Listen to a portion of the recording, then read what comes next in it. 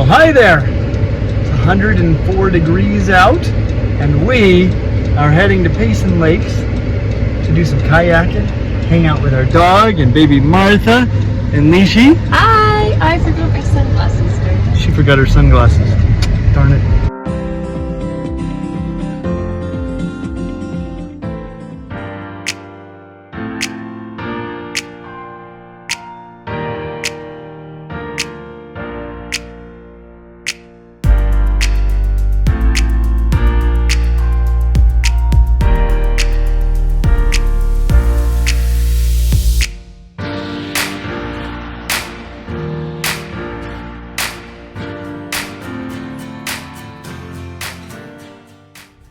We made it up to the lake, but this is not the Payson Lakes that I remember.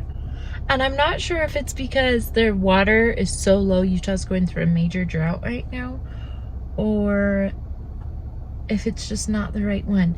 Payson Lakes has 3 different lakes. So far we've found 2 of them, and I'm pretty sure the third one is the one that I remember. But we're in the mountains, so I don't have Wi-Fi. I don't have internet to look up and see where we are or where to go. Let me turn this camera around. Do you see that? That is just not as beautiful and amazing. The lake that I have gone canoeing and kayaking at is much bigger. It has a paved path that goes all the way around. There's a Clinty right there. Hi, Clinty. I just asked JJ, who works here, and he said the one I'm thinking about is only a 1/4 mile up, so we just got to go a little bit farther and we should find it. Yay! That makes me excited. Where's a Clinty?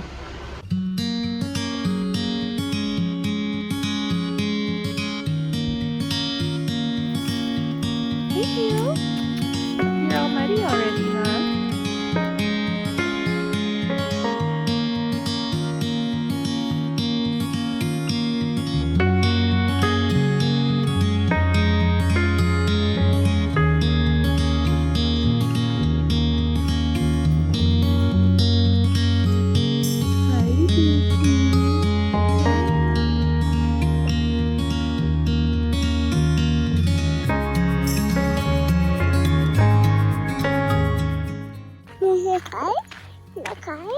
Yeah. What else? Can you say? Ah. Yeah. Can you sing a song for me? Yeah. Uh-huh.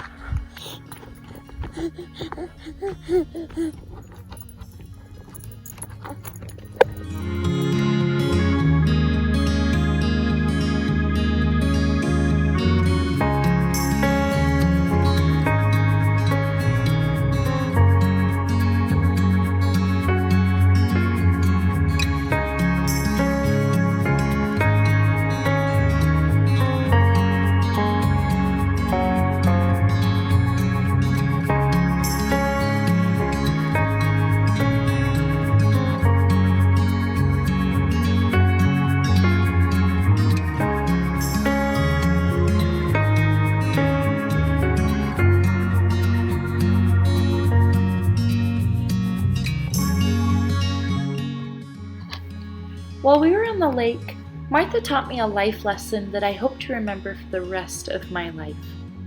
I put Martha in a front pack, and while she was strapped to my chest, she was being so grumpy. She kept headbutting my nose and cheekbone, and she was wriggling all around, screaming, and altogether making it a miserable time. I was trying to teach her by grabbing her head and telling her no, it was not okay to forcefully rear her head back and headbutt me right in the face.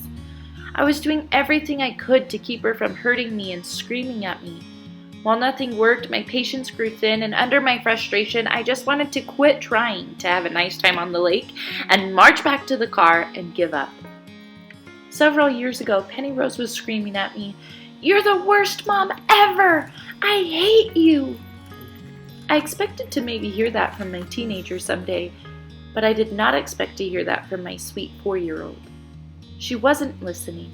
She purposefully did things we asked her not to do, and she screamed and yelled when consequences didn't go her way. I'm not sure how, but I finally realized that she wasn't getting enough quality time from me. She wasn't getting enough of my attention. I consciously made a goal to give Penny Rose quality time, look at her in the eyes when I'm talking to her, and help her feel my love. While paddling back to shore, I asked Martha if she was all done. She said, "All done." And then she said, thank you, all done, thank you." And then laid her head on my shoulder and hugged me until we got back to shore. All along, both of my children were trying to communicate something to me and didn't know how. When I figured out what they needed, their behavior completely changed. Martha was so understanding as we paddled our way back to land, and Penny Rose has never acted this way since, and I've never heard her yell like this again. I've wondered if the adult relationships in our lives ever manifest themselves in similar ways. Are we or the people we love quote unquote misbehaving because we or they have needs that aren't being met? Have they or we not consciously realized how to communicate our feelings and desires? In 2014, Owen was just over 1 year old.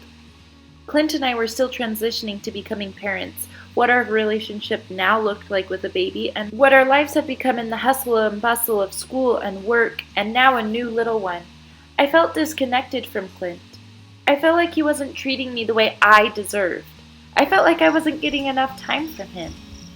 One evening, when I was all alone, I knelt down and asked, "Lord, is it I?" And the answer was yes. There are things you must improve on, things I can help you overcome. I never expected that it was me that was causing the disconnect. After my prayer, I knew the things I needed to work on and change within myself. And yes, it made a huge difference in the health of our relationship. I've been wondering if there is someone you love who is emotionally headbutting you. Are you feeling hurt?